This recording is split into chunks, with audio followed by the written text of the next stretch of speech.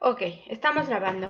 Bueno, pues bienvenidos a nuestra sexta y penúltima clase de Filosofía del Derecho.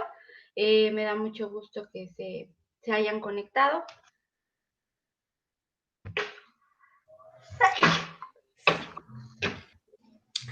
Una Salud, disculpa. salud. Gracias, una disculpa. No sé, hay ¿Qué algo en tal, el profe? aire. Buenos días. Buenos días, no sé qué hay en el aire que de repente empecé con la alergia. Bueno, una disculpa. Les comentaba que esta es nuestra penúltima sesión, entonces vamos a aprovecharla al máximo. Y también quería platicarles sobre si tenían alguna duda, algún comentario, porque acuérdense que el viernes que viene ya les voy a poner su examen. O sea, todavía no saltaría la clase del sábado, pero desde el viernes va a estar abierto el examen. Sí tienen que estar en la clase en medida de lo posible, pero a la mejor, quién sabe, ¿verdad? No vienen temas en el examen de lo que veamos la clase del sábado, ¿vale? Se han tratado muy bien. ¿Qué otra cosa les quería decir? Bueno, si tienen alguna duda o comentario de todo lo que hayamos visto, pues es momento de que la externen para que no nos quede ninguna pregunta sobre el examen, que como les dije, se abre el día viernes. Así que dudas, comentarios, preguntas las pueden hacer ahora mismo. Y Pues bueno, está ahorita todo muy claro. ok. Sí, vamos bien, profe. Todo bien, doctor. Maestra, acabo de ingresar. Salud, salud, salud. Gracias. Acabo de ingresar y parece que escuché que el viernes se apertura el examen. Sí. Y el sábado vamos a tener también sesión. Vamos a tener la última sesión, pero Perfecto. a lo mejor, quién sabe, ¿verdad? No vienen temas en el examen de lo que veamos el sábado. Perfecto, maestra. Está bien. Gracias. Se ha portado muy bien. Gracias, maestra. Gracias, Lick. Sí, gracias, maestra. Gracias. Ay, perdón. Salud. No, gracias. Les digo que me empezó la alergia, no sé ni por qué. Bueno, la otra cosa que les quería preguntar, bueno, si tienen preguntas, las pueden externar cuando les surjan. Les dejé en plataforma, en su clúster, el texto de Kant, de qué es la ilustración.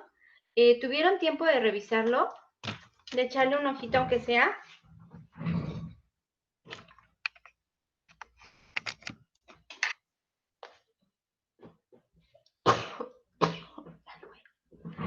¿No? ¿Nadie? De mi parte, no, maestra, apenas ahorita lo chequé. He checado un poquito sobre Kant, nada más, pero fuera del texto que usted dejó. Ok. Los demás me imagino que tampoco lo revisaron. No, abogada. Digo, no.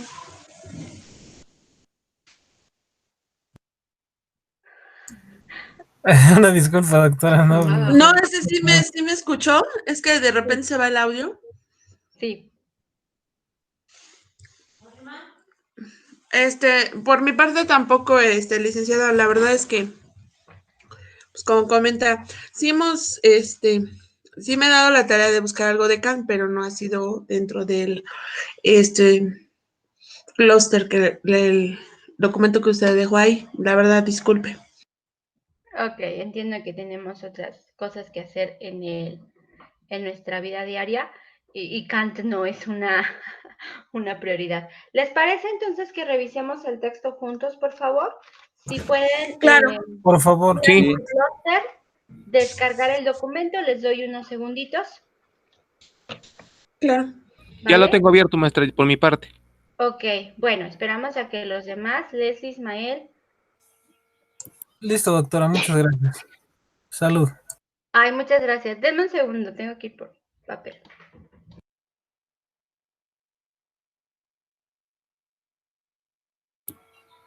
¿Cómo lo descargo? Porque ya está ahí en la sesión 6, ahí está ya el documento. Ya lo abrí. Compañeros, ¿me escuchan? Nada más tiene que darle clic al documento y en la parte de abajo de su pantalla le ha de aparecer algo que dice descarga o algo así. Sí, bien.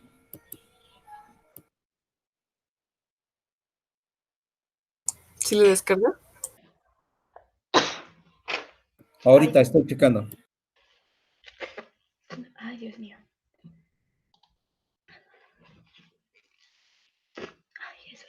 Bueno, esperamos a que su compañero lo tenga.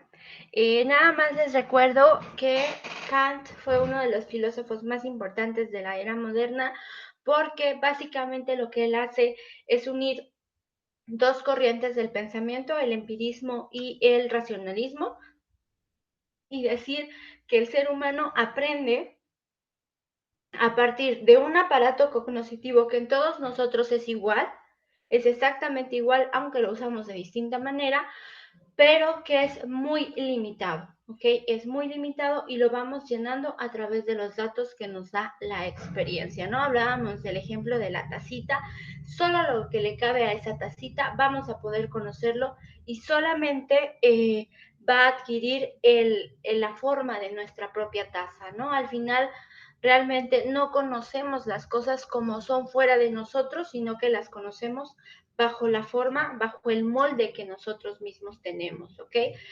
Nunca voy a saber cómo es mi celular, por ejemplo, no sé cómo es, solamente tengo una idea debido a los sentidos que me dan la información, pero estos son muy limitados, ¿ok?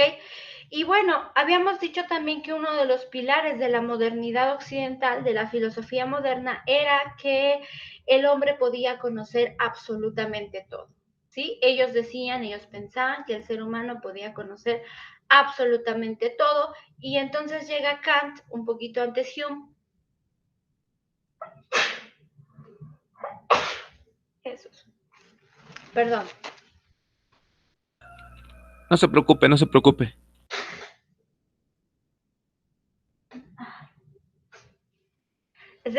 Bueno, yo no sé si ustedes sufran de alergias, pero empieza a hacer aire y es el acabose con el aire. Bueno, resulta entonces que Kant va a, de alguna manera, cuestionar a los filósofos de la modernidad y a decir, nosotros no podemos conocer todo, realmente lo que podemos conocer es muy, muy, muy poquito, ¿vale? Es muy poquito. Son solo cositas pequeñas las que conocemos del mundo. Eso lo dijo Kant hace casi 200 años y la ciencia no ha hecho más que corroborar la idea del mismo Kant, de darse cuenta que lo que conocemos, que lo que alcanzamos a ver y sobre todo la información que alcanzamos a procesar es muy limitada, ¿vale? Es muy limitada. Lo que hace Kant es de este ser humano arrogante, digámoslo, de este hombre europeo varón arrogante que sentía que podía conocer todo y que a partir de esa premisa él decía, yo voy a conquistar tierras, yo voy a dominar a todos los demás porque yo soy el inteligente. Kant va a burlarse de esta, bueno, no a burlarse porque era muy decente, pero sí Kant va a decir, mira, no es cierto, ¿vale? No pasa de esta forma. Realmente no podemos conocer nada, casi casi, y digamos que entonces de estar el ser humano en lo más alto de la creación, de sentirse lo más padre, pues te bajas a no puedes conocer realmente el mundo como es. ¿Sí? Y esto es muy fuerte, porque estábamos viviendo la era ilustrada, la era de la razón, la edad de las luces, ¿no? Donde la razón es esa luz que va a iluminar la oscuridad de las tinieblas, de esa ignorancia que nosotros traíamos de la Edad Media, ¿ok? Así que sí es un fuerte golpe. A partir de Kant se abre en la filosofía nuevamente una corriente epistemológica, una corriente del conocimiento conocida como pesimismo. ¿Qué es el pesimismo? Pues decir, mira, si yo no puedo conocer lo que hay alrededor de mí, Si yo no puedo acceder a la ciencia, no puedo acceder a la verdad, no puedo hacer arte, no puedo hacer filosofía, ¿qué sentido tiene entonces que yo esté en el mundo si ni siquiera lo puedo conocer? Y ahí empiezan, ¿no? Schopenhauer es uno de los filósofos que habla sobre este pesimismo de la vida, de la existencia, ¿para qué estamos aquí? Y luego Nietzsche va a ser otro de los filósofos que se van a partir de ese pesimismo, de dudar de todo, de bueno, si no puedo conocer a Dios, probablemente es porque Dios no existe. De lo único que puedo estar cierto, de lo único de lo que puedo tener certeza es de lo que hay aquí y ahora. Y nada de que pórtate bien para que te ganes la vida eterna. No. Aquí hay que disfrutar lo que tenemos. Entonces, el pesimismo de Schopenhauer sí es como más de azotarse, de ay, la vida, ay, ¿qué hago? Ay, me quiero morir. Y Nietzsche, por el contrario, que es discípulo de Schopenhauer, Nietzsche es un filósofo de la vida, ¿sí? No sé si lo han escuchado hablar, seguramente sí. Creo que una de sus frases más famosas es esta de lo que no te mata te hace más fuerte. Ese es un aforismo. Otro que probablemente habrían escuchado es que la vida sin música sería un error. Y bueno, él tiene un libro muy fuerte, en su momento se pensó que era muy fuerte, que se llama Así habló Zaratustra, en donde declara Dios ha muerto. ¿Sí? Dios ha muerto, hemos matado a Dios. Y luego tiene otro que se llama el anticristo. Así que a la iglesia Sí, católica, ¿perdón? sí lo hemos escuchado, sí. Sí lo Sí, hemos, bueno, lo he escuchado, sí. Uh-huh.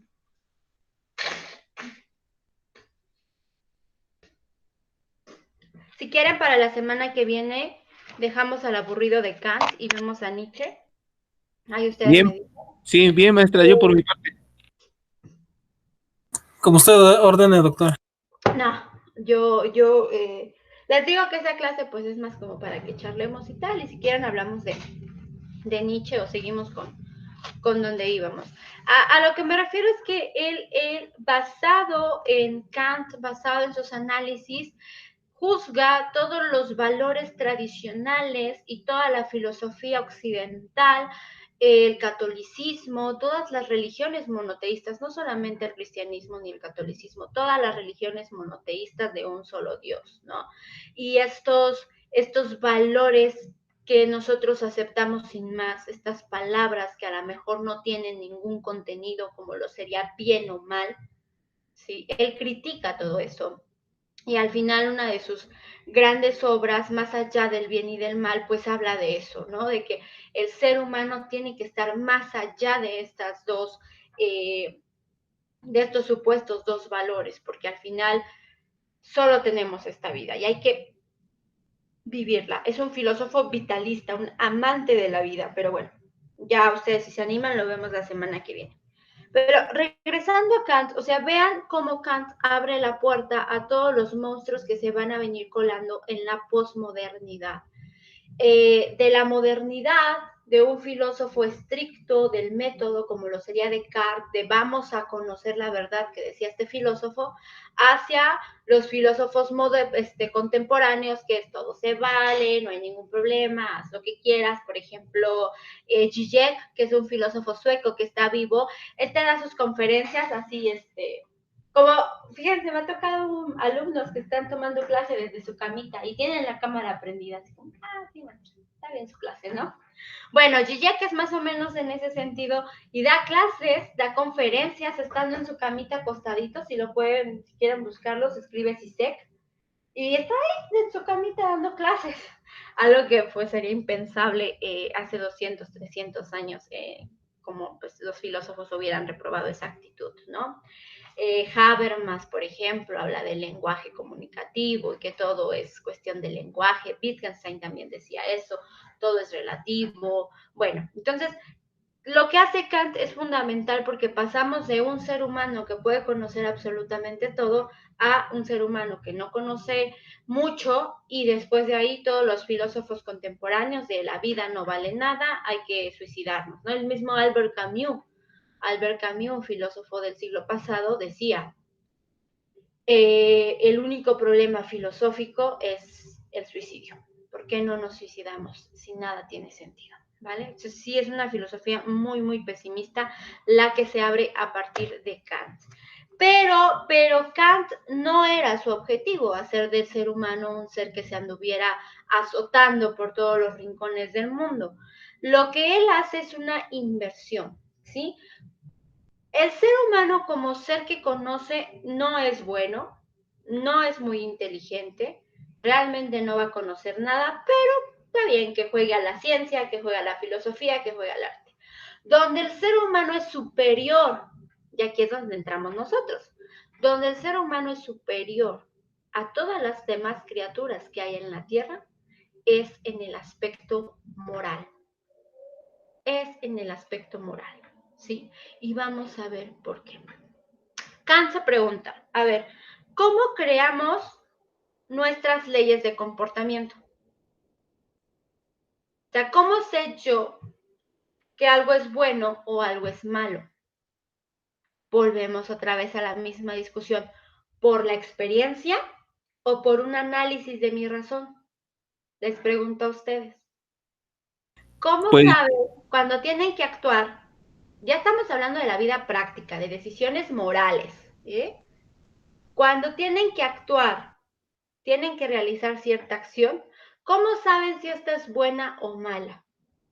Por la experiencia. ¿Cómo aprendo leyes morales? ¿Por la experiencia o porque me pongo a pensar y digo, no, esto no está mal o esto no está bien? Por ejemplo, copiar en un examen, ¿sí? La maestra ya me abrió el examen, me lo abrió el viernes y aquí tengo mi libretita de apuntes, ¿no? Entonces, tengo la decisión, la opción de elegir entre contestarlo yo sola o contestarlo con mi libretita de apuntes, que sabemos que eso es trampa. ¿Cómo tomo yo la decisión? Me baso en la experiencia y que me cachen. Bueno, en virtual es más difícil, pero por ejemplo, si fuera presencial, pues llevan su acordeón, ¿no? Entonces estoy esperando a que actúe yo y entonces conforme, si la maestra me cacha, me reprueban, casi me expulsan de la clase, ya aprendo, ¿no? Que no está bien copiar en clases. O yo solito, en una inspección de mi razón, digo, no está bien. Tengo que ser honesto. Ahora, les pregunto, porque ya los veo ahí con ganas de participar y eso me encanta. ¿Ustedes cómo creen que se toman las decisiones morales? Me parece que Ernesto había prendido su micrófono, por favor. Sí, sí, maestra.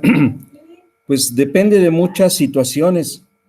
Depende de la familia, depende del contexto, depende de mi creencia religiosa para que yo sienta ese sentimiento de que está bien o está mal, culpabilidad en ocasiones. Y también depende de qué punto de vista se vea, porque recuerdo que cuando iba a la universidad nos decía un maestro, también pues copiando se aprende, y es verdad. O sea, quizás no lo estudié, pero en el momento que me lo pasaron lo analicé y bueno, sí, esto está bien esta situación. Por eso le digo, depende de muchas situaciones y generalmente pues también de nuestras justificaciones, ¿no? Porque, por ejemplo, ahorita no vimos el legado de qué es la ilustración, salud, salud, y bueno, cada uno de nosotros va a argumentar muchas cosas, ¿no? Que estuvo mal, pues estuvo mal porque se debió haber leído, era trabajo de una clase, somos estudiantes, yo tengo ese compromiso y mi deber es haber revisado ese documento, sin embargo no lo hice y puedo argumentar muchas cosas a mi favor. Una de ellas, bueno, pues yo trabajo, entonces llego en la tarde a casa, estoy cansado y demás, y no tuve tiempo de abrir mi sesión. Sin embargo, está mal porque yo me debo preparar, estoy en eso, soy un estudiante y debo estudiar, debo prepararme. Entonces depende de muchos factores. Realmente, ahorita nos decía un abogado de derecho de procedimientos civiles, pues tu trabajo es su trabajo y tu cuestión personal es aparte. O sea, no te sientas mal si, pues en un litigio le quitas los hijos a una madre y lo ganaste, ¿no? No, eso es tu trabajo y no hay más. Ahí no entra la moral, no entran cosas de esa naturaleza. porque es tu trabajo, para eso te preparaste y en cierta forma pues es un problema del cliente y tú no das sentencia, la sentencia la da el juez. Tú simplemente buscas los mecanismos para poder llevar a cabo tu trabajo con el mejor éxito. Debes ser fiel a tu cliente y sacarlo adelante. Entonces, pues yo creo que es muy relativo esto. Depende de muchos factores, porque a lo mejor lo que para ustedes es bien, pues para mí está mal.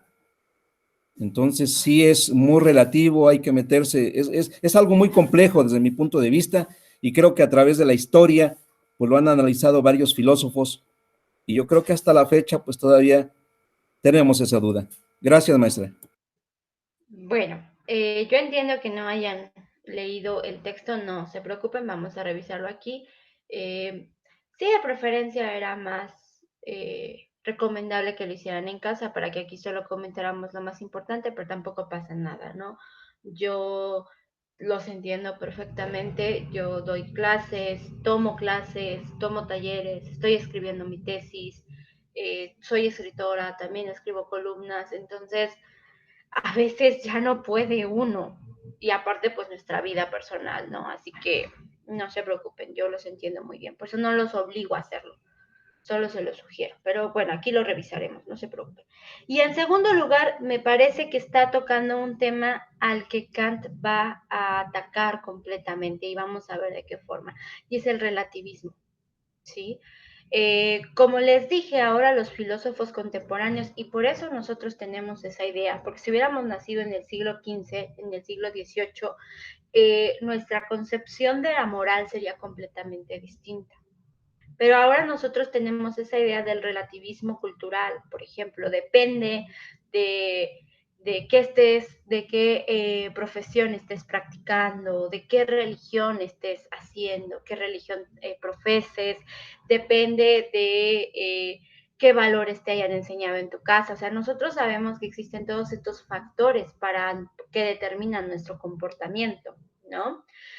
Pero con Kant es completamente distinto, ¿sí? Con Kant se ve una interesante diferencia y precisamente es eso lo que va a atacar. Para Kant no existe el relativismo moral. O sea, los factores como tu educación, como tu religión, como el lugar donde hayas nacido, culturales, no tienen que influir en tu comportamiento. Y se van a preguntar, ¿cómo? ¿Cómo no van a influir? Ahorita vamos a ver de qué manera tan interesante lo resuelve. Y ya el último tema que me gustaría discutir, dependiendo de su participación, es la relación entre moral en la práctica del derecho, ¿sí?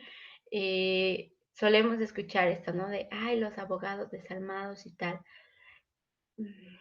Yo no estaría tan de acuerdo con su profesor, ¿sí? A mí sí me causó cierto escalofrío lo que dijo su profesor.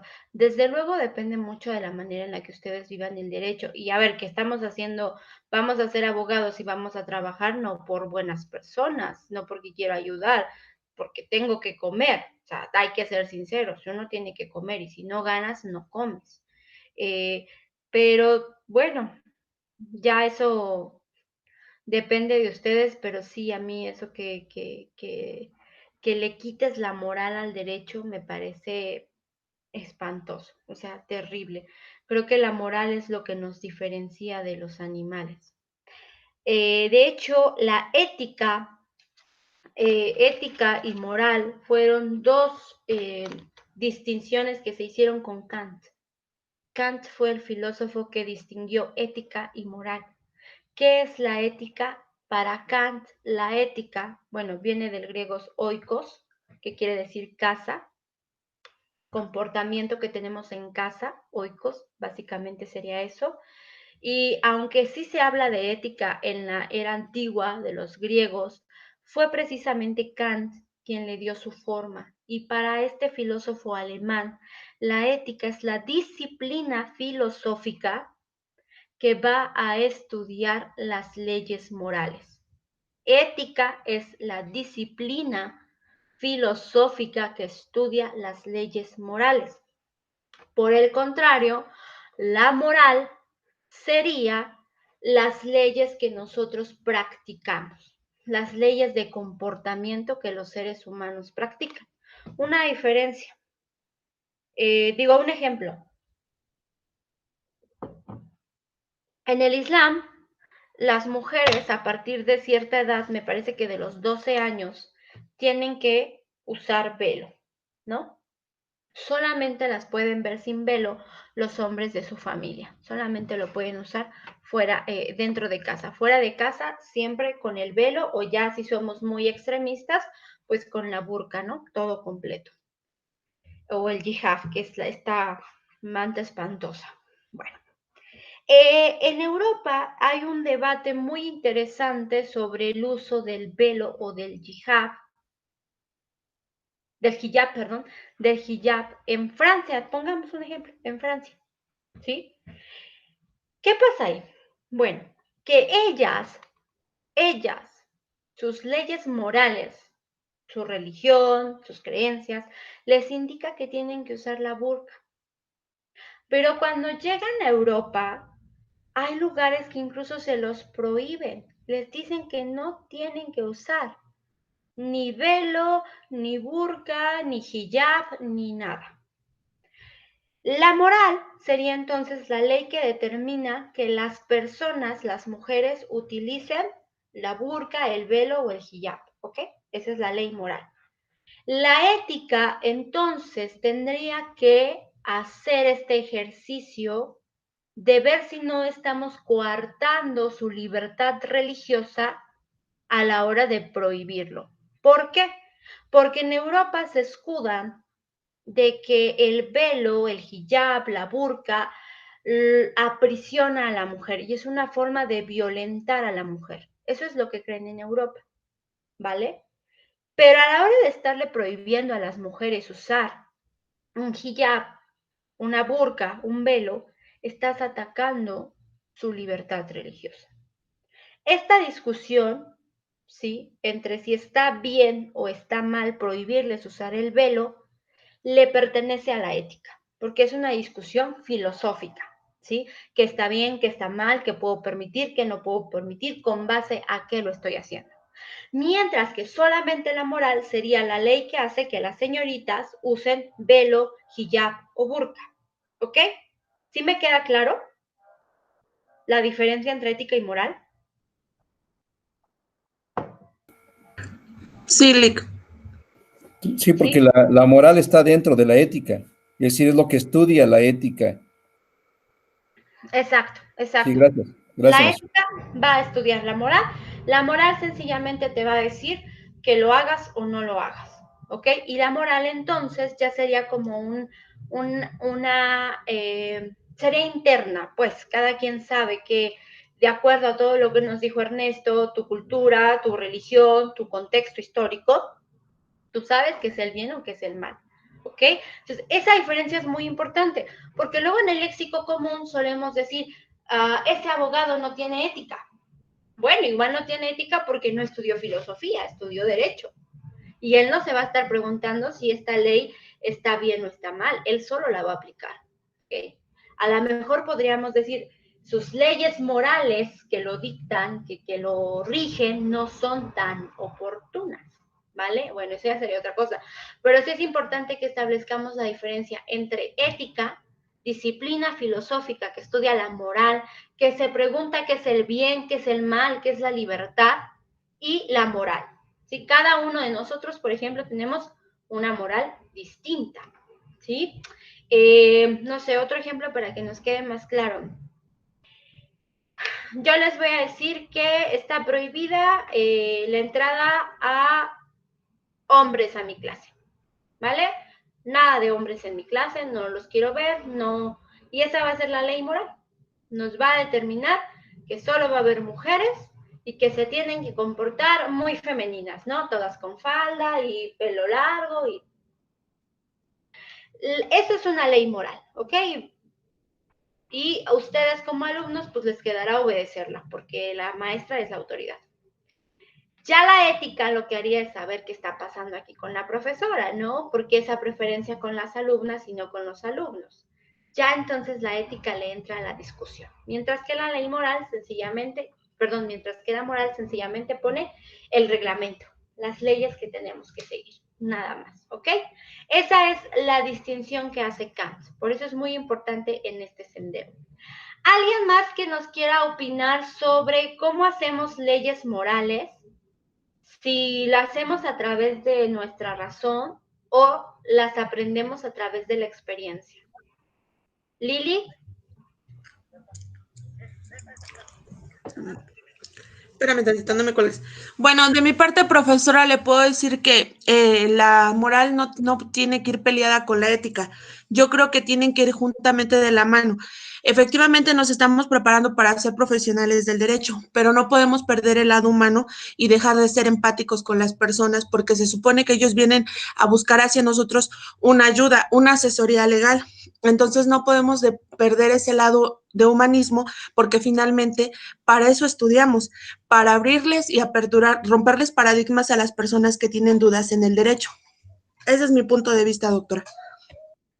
Ok, gracias. Solo recordemos, por favor, ética, disciplina filosófica, moral, el reglamento de comportamiento que seguimos. Y la ética va a estudiar ese reglamento, ¿ok?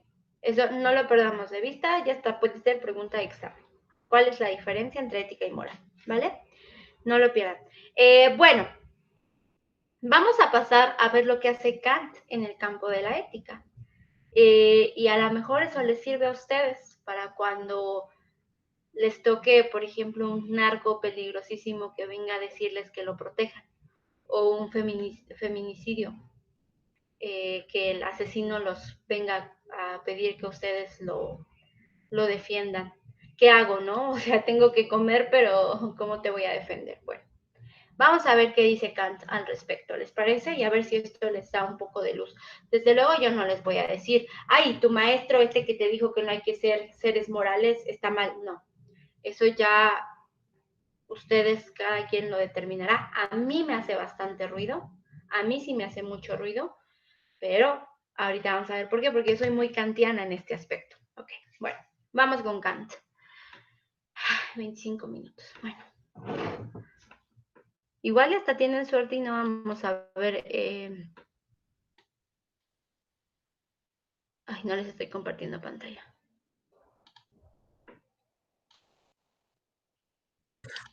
¿Y no vamos a tener examen si tenemos suerte? No, si tienen suerte no vamos a ver qué es la ilustración y tienen una semana para leerlo. Bueno. Ah, vamos. bueno. Yo Estamos pensé que la suerte era que no tuviéramos examen. No, no tanta. No, y no por mí. La verdad es que a mí los exámenes no me gustan. No me parece que sean una gran herramienta. Pero pues estamos en una institución que tiene sus normas y hay que cumplirlas. A mí la verdad es Sí, que Lick, sin problema. a mí esas cosas no me gustan, pero tengo que hacerlas. De hecho, yo antes evaluaba solamente con ensayos. Era lo que más me gusta, ver cómo piensan, ver si les movimos el tapete un poquito y dejarlos hablar. Pero estamos dentro de una institución y la institución se va a certificar con la SEP y entonces sí hay que cumplir ciertas herramientas, que es parte de esta educación en México que está encaminada por muy, muy, muy mal camino. Pero bueno, ¿qué podemos hacer? ¿Están viendo mi pantalla? ¿Me pueden decir, por favor, porque yo no los veo? Sí, sí, ya estamos. Muchas gracias. Vamos a ver entonces qué pasa con Kant y la ética. La pregunta que se va a hacer... Ay, Dios mío, ¿por qué me salió esta? Ok. La pregunta que se va a hacer nuestro filósofo alemán, que murió casto, por cierto, no se le conoció ni ninguna pareja de ningún sexo. Bueno, él era muy, muy fiel a su propio pensamiento. Y es algo que yo les voy a decir mucho. Bueno, me gusta mucho recalcarle a mis alumnos, sobre todo de filosofía. En la filosofía de nosotros no es como la ciencia, ¿sí? Que hay alguien que dice 2 más 2 son 4 y te lo demuestra. Y entonces se convierte en una ley general. en una ley científica. En filosofía no podemos saber si este filósofo o este filósofo tienen la razón. Por ejemplo, yo les pongo a Kant, que es muy recto a la hora de dictar leyes morales, leyes de comportamiento, es como, tienes que portarte bien, ¿no? Así. Y por el otro lado les pongo a Nietzsche, y Nietzsche dice, vive tu vida, haz lo que quieras, disfruta, baila, goza. Si quieres abusar de alguien más, en todos los sentidos, hazlo. Y Kant no, Kant es, compórtate, ¿sí? Si yo les pongo estos dos filósofos, yo no puedo saber cuál es el bueno y cuál es el malo, porque no hay manera de saberlo, porque la filosofía tiene esa apertura, ¿sí? Es un árbol de opiniones y no sé de qué manera investigar si Kant tiene razón o Nietzsche tiene razón. Yo lo que les digo, para que ustedes vean si un filósofo es de peso o no, es que se fijen en su comportamiento, ¿sí? Fijarnos en el comportamiento de las personas es como vamos a saber si su pensamiento sirve o no sirve. Y Kant fue muy, muy fiel a su propio pensamiento. Otro filósofo de los más espantosos fue Heidegger, por ejemplo, ¿no? Y Heidegger ahora es muy, muy famoso. Heidegger fue un asco de persona, o sea, un asco terrible. Traicionó a su maestro Husserl. Husserl le dio la cátedra en la Universidad de Alemania, pues lo traicionó, se fue con los nazis, quemó las obras de su maestro, engañó a su esposa, andaba con cuanta alumna se le pusiera enfrente. Y por muy bonito que sea su pensamiento, híjole, no, ¿vale? ¿Por qué? Porque la filosofía tiene que darnos esas herramientas para ser congruentes. La congruencia es, creo, una de las cosas más importantes que podemos tener los seres humanos. Congruencia entre lo que pienso, lo que digo y lo que hago.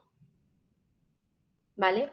Yo veo a Nietzsche y Nietzsche decía cosas espantosas, ¿no? Si tienes que pasar encima de alguien, pasa. Es que, pero lo ves en su vida y su vida practicó eso, lo practicó. Así que veo esa congruencia, que a lo mejor no me gusta, pero la veo.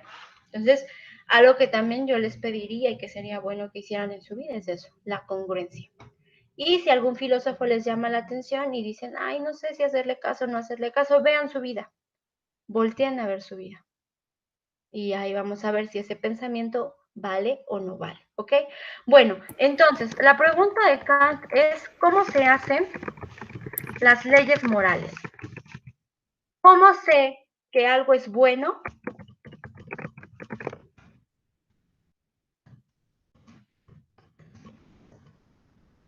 ¿O malo?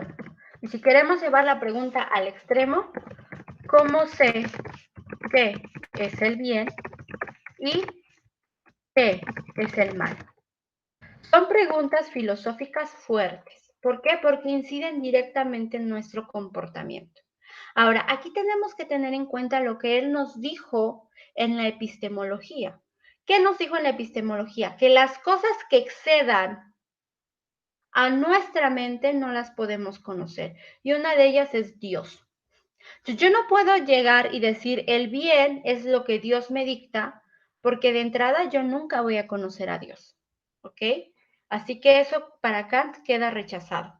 ¿Qué es lo único que le queda a Kant para salir avanti de este caos de la ética, de este caos del comportamiento?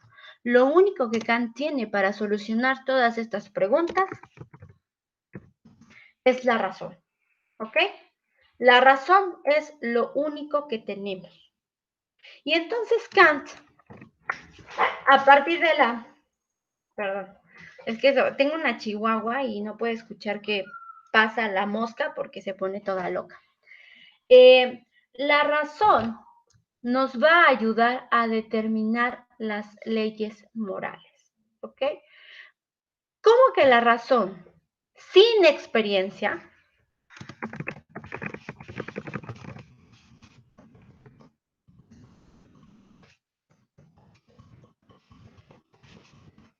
¿Cómo es esto posible? Porque bueno, yo por ejemplo soy una persona que le gusta tener muchos novios o novias, lo que quieran. Pero no sé si eso es bueno o es malo, ¿vale? Entonces ando con mi novio, pero salgo con otro novio, pero también voy en la tarde con otro chico y bueno, viva la vida. Yo, en mi moral personal, pues digo que eso no está mal, ¿no? A mí me gusta. Pero un día me cachan, se pegan, me pegan y se arma todo un merequetengue. Y a partir de ese momento yo me pongo una ley moral, que es aquella que dice un novio a la vez, ¿vale? ¿Qué quiere decir esto? Bueno, que a partir de las leyes, a partir de la experiencia, de una mala experiencia, yo establecí una ley moral. Otra cosa que me pasó a mí recientemente, ¿no? Les dejo muy poquita tarea para que ustedes la hagan y no les perturben sus demás actividades. Pero alguien, en lugar de hacer esa tarea, copia, ni siquiera ve la clase y copia la tarea de internet. Bueno, a partir de ese entonces yo establecí una ley que es prohibido el plagio o expulsión automática, ¿vale? Otra vez volvemos a lo mismo. Fue a partir de una experiencia desagradable como la que viví, que yo empecé a crear una ley moral, una ley de comportamiento.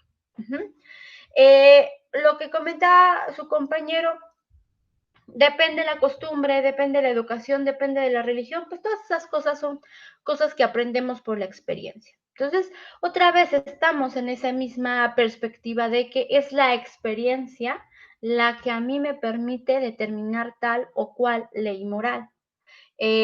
Por ejemplo, vamos a llevar esto al extremo.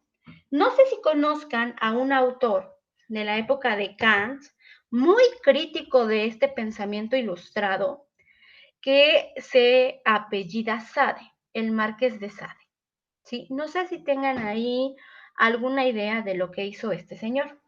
No, maestra, por mi parte no, desconozco. ¿Pero les suena un poco? Sí, solo el nombre. De hecho, ay, de repente me vi la greña. A partir de hoy vamos a peinarnos. Establecimos una ley moral después de la experiencia de estar greñuda con mis alumnos. Bueno, no sé si tengan una idea de más o menos quién es Sade. Sade, de hecho, de su apellido viene la palabra sadismo, que es esta práctica sexual de hacer sufrir a alguien más. Bueno, Sade fue un escritor muy prolijo, pero sobre todo muy escandaloso para la época. De hecho, él estuvo aprisionado y casi perdía la cabeza porque escribió puras cosas indecentes. Y para él, sus libros relatan ciertas historias con una carga sexual muy explícita. Tiene, por ejemplo, el texto 120 días de Gomorra y Sodoma. No sé si se acuerdan de estas ciudades bíblicas que vivían en una depravación total y que Dios las mandó a quemar, algo así. Lili, ¿nos quiere decir algo? Sí, sí, efectivamente. De hecho, hay por ahí una película que incluso fue censurada y vetada. De hecho, no la dejaron que se reproduciera por el alto contenido sexual que tenía y es demasiado denigrante lo que pasa ahí. Sí, es muy fuerte. De hecho, en la universidad, como pues ya saben, los filósofos somos muy pro y aguantamos todo, y la proyectaron. Y la verdad es que 10 minutos y me tuve que salir de la sala porque hay cosas que mi moral particular no, o sea, no puedo con ciertas cosas. Bueno, 120 días de... Ismael, ¿nos quería decir algo? De que, ¿cómo se llama la película? 120 días en Somorra y Godoma. 20 días.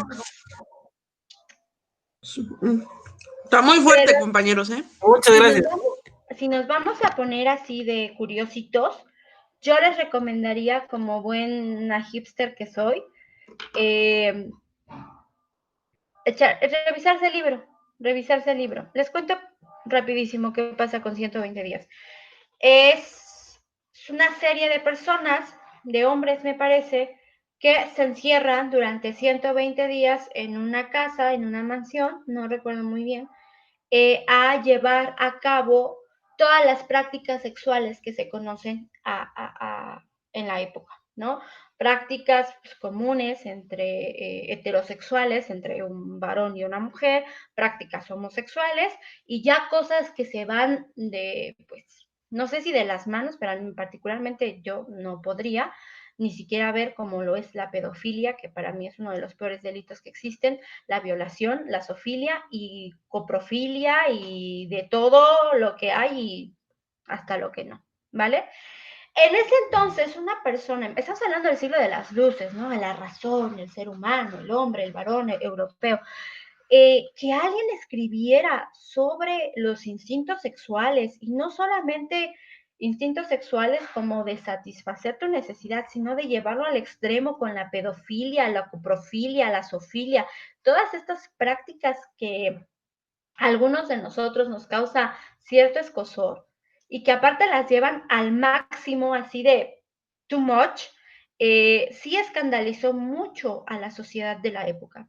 Luego escribió otros libros, uno de filosofía del tocador, que es donde la autora va haciendo filosofía sobre la sexualidad, que ese sí está muy padre. Y otro que a mí me interesaría mucho, que a lo mejor si pudieran revisar, desde luego con todo el respeto y con, pues, estoy hablando con universitarios, ¿no? Que se llama Justina, y uno Justina y el otro Julieta. Y la historia de Justina y Julieta es que son dos hermanas, sus padres mueren y ahora se quedan huérfanas. Tenían dinero, eran más o menos ricas, pero les quitan todo.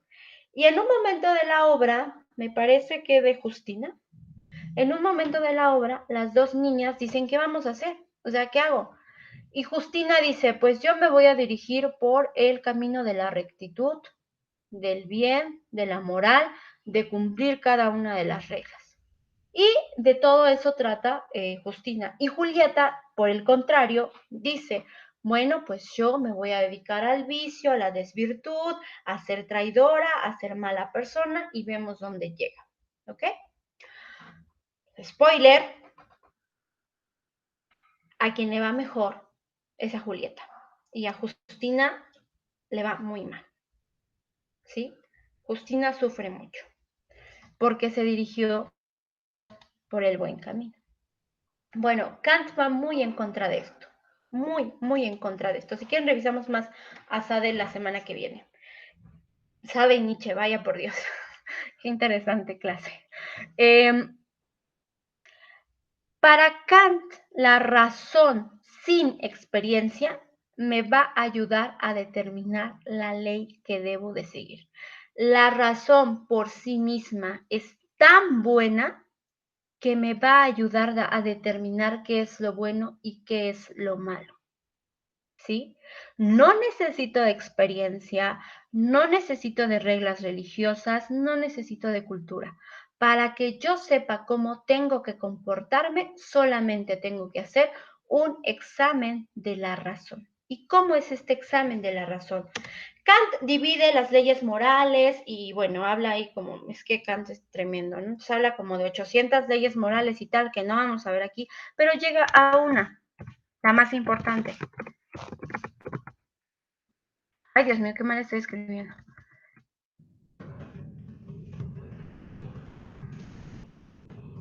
Imperativo categórico.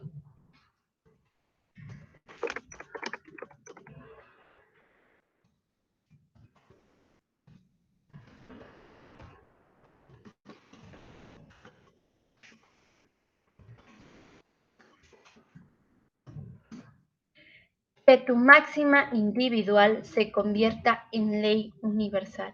Eso es lo que nos va a ayudar a determinar si una acción es buena o una acción es mala.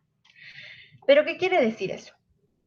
¿Qué quiere decir que tu máxima individual se convierta en ley universal?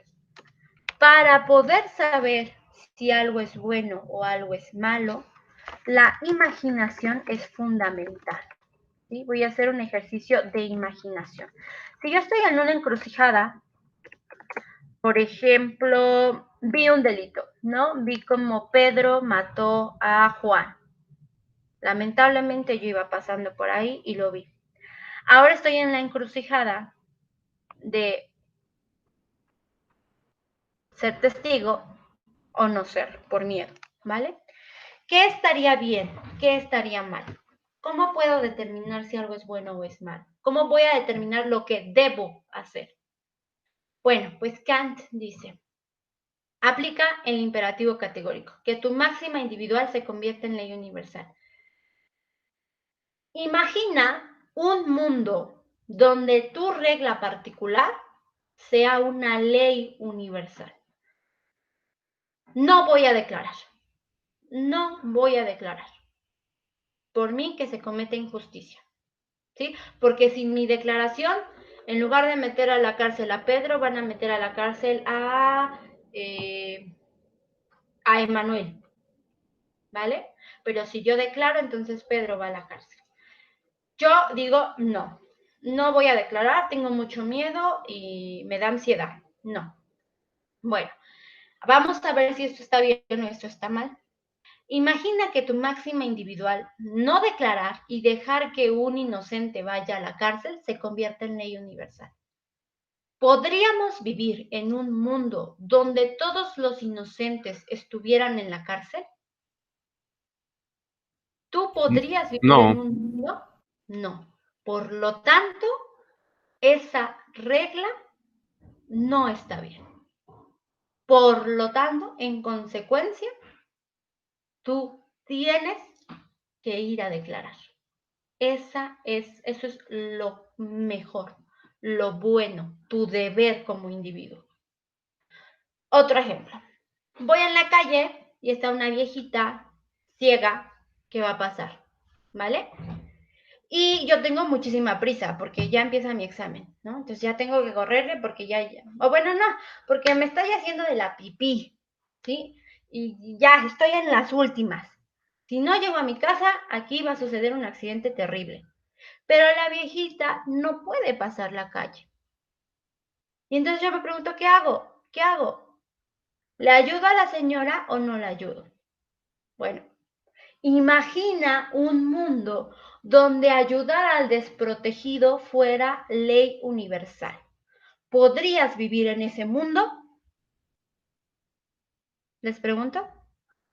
¿Podríamos vivir en un mundo donde ayudar al prójimo fuera una ley universal? Según la cultura en la que estamos, sí. Sí, ayudar al prójimo. ¿Podemos vivir en un mundo donde ayudar al prójimo sea una obligación? Claro que sí.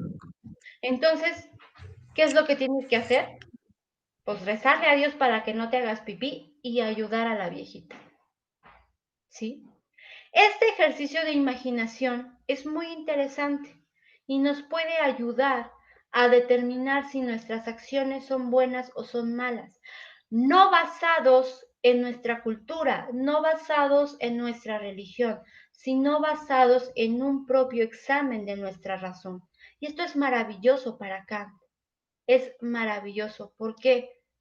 Porque el ser humano, por sí mismo, sin experiencia, sin religión, sin cultura, puede actuar de buena manera, solo con el uso de la razón. Y solo porque puede actuar de buena manera por el uso de la razón, es entonces la criatura más importante de la creación. Porque tenemos la capacidad de distinguir lo bueno de lo malo con un simple examen de la razón, sin experiencia, sin valores, sin cultura. A partir de que yo sé qué es lo bueno y qué es lo malo, por este examen, por esta aplicación del imperativo categórico, entonces ahí sí ya creo leyes morales, puedo crear religiones, puedo crear cultura, pero ya después, no antes. Que sea la razón la que nos determine cómo actuar. Y a partir de eso cambia nuestra interacción entre seres humanos. Porque yo tengo que sentir respeto y admiración por otro hombre, porque ese ser humano tiene esta capacidad. Y por otra mujer y por otro niño. Y entonces yo tengo que respetar a los otros seres humanos, porque el ser humano es una criatura maravillosa que si bien no puede conocer el mundo tal y cual es, está arriba en el comportamiento moral. Es una criatura fantástica hablando de la moral, ¿vale? O sea, la moral por encima de todo para Kant. De hecho, en su epitafio dice, el cielo estrellado sobre mí y la ley moral dentro de mí. Esta es la ley moral. Que tu máxima individual se convierta en ley universal. Compórtate de tal manera que tu comportamiento sea ejemplar para todas las demás personas. Como si todo el mundo te estuviera viendo y como si todo el mundo hiciera caso de lo que tú estás haciendo. Así debemos de comportarnos según Kant. Y a mí me parece maravilloso. Y aparte volteo a ver la vida de Kant y es que fue una persona que cumplió esta ley a cabalidad, ¿sí? A respetar a cualquier ser humano, practicó el amor, pero el amor no carnal, respetuoso hacia las demás personas, íntegro, bueno, una maravilla Kant. Y era lo que nos invita, ¿no? Nos invita a que nuestro comportamiento sea tan ejemplar que las demás personas quieran imitarlo. ¿Vale? ¿Cómo lo sienten? Pues la razón inclusive también depende de muchos factores, definitivamente. Entonces, Claro, ya eso hablaba Kant en el siglo XIX. sí era su concepto en ese entonces. Ya ahora, por ejemplo, bueno, no apenas, hace como medio año vi un documental sobre cómo nuestra alimentación cambia nuestra capacidad de conocer y de determinar leyes morales.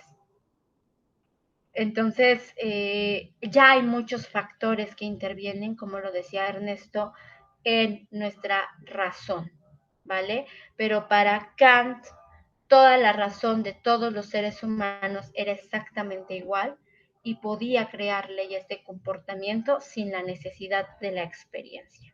Y eso para él era lo mejor del ser humano, que podemos distinguir lo bueno de lo malo sin necesidad de experimentarlo, solo por nuestra propia capacidad de razonar. Y qué maravilla, porque finalmente eso es lo que nos haría diferente de los animales, que nosotros sí podemos determinar leyes morales y los animales no. Claro que después vendría la Primera y la Segunda Guerra Mundial, y ahí las cosas se tuercen bastante, porque entonces le preguntamos a Kant, ¿dónde está la razón? ¿Dónde está la ley moral? No aparecen para nada. ¿Vale? Sí, maestra. No, Sí, todo claro, maestra, todo muy claro, muy, muy, ¿cómo se llama? Muy, descriptivo en la forma en que nuestra moral se aplica, con nuestra, razón. Yo los invito a cuando tengan una encrucijada moral, cuando no sepan qué hacer, que hagan este ejercicio, ¿sí? ¿Puedo vivir en un mundo donde todos hagan esto? Y ayuda a saber cómo comportarnos, ¿vale? Maestra, gracias. Realmente es un ejercicio práctico que podemos llevar a cabo en nuestra vida personal y en nuestra vida profesional. Y bueno, es muy, muy, muy interesante lo que hace Kant. ¿Algún otro comentario? Todo bien, doctora. Está muy completa su cátedra y pues agradecemos su tiempo con nosotros. No, para nada, con mucho gusto. Bueno, les voy a pedir que me prendan su cámara, por favor. 5 segundos. Ya lo último, 5 segunditos, por favor. En medida de lo posible. Gracias, Ismael y Leslie. Gracias, Lili. Lázaro, me parece que Víctor no puede, ¿verdad? No, maestra, sí, lamentablemente. No se preocupe. Bueno, ponga cara de que sí le entendieron a la clase para mi evidencia. Bueno, chicos, muchísimas gracias. Nos vemos la sesión que viene y pues a ver qué tal nos va en el examen, ¿vale? Yo creo que bien, muy bien. Gracias, maestra, por Nos vaya atendernos. Gracias por su sabiduría. Un abrazo a todos mis compañeros. Igual, igual. Que Dios los bendiga a todos. Cuídense mucho, descansen mucho, por favor, aprovechen el tiempo de descanso. Yo tengo una ley casi moral, que es que, no, sí es moral, que tengo fijadas a partir de ahorita, de la 1:30, porque todavía voy a subir algunas cosas y tal, hasta el lunes a las 8 de la mañana no existe. O sea, los tiempos de descanso son sagrados. Respeten sus tiempos de descanso, de verdad. Muy Ya cierto. lo más sagrado. Gracias, Que sea lo maestra. más sagrado que tengan. Cuando Sí. descansen, descansen. Y que tengo Sí, que subir, licenciada. no, a Hasta descansar. luego. A descansar, ¿vale? Sí, Bueno, maestra, gracias. vámonos a Sí. dormir, vámonos a ver Selena, y lo que quieran ver ustedes. Muchísimas gracias y bueno, fue un placer. Vámonos a ver la Gracias. Somorra. Hasta luego. 120 días en Sodoma y Gomorra. Está bien fuerte, pero adelante. Gracias. Hasta luego. Adiós. Hasta luego. cuídense.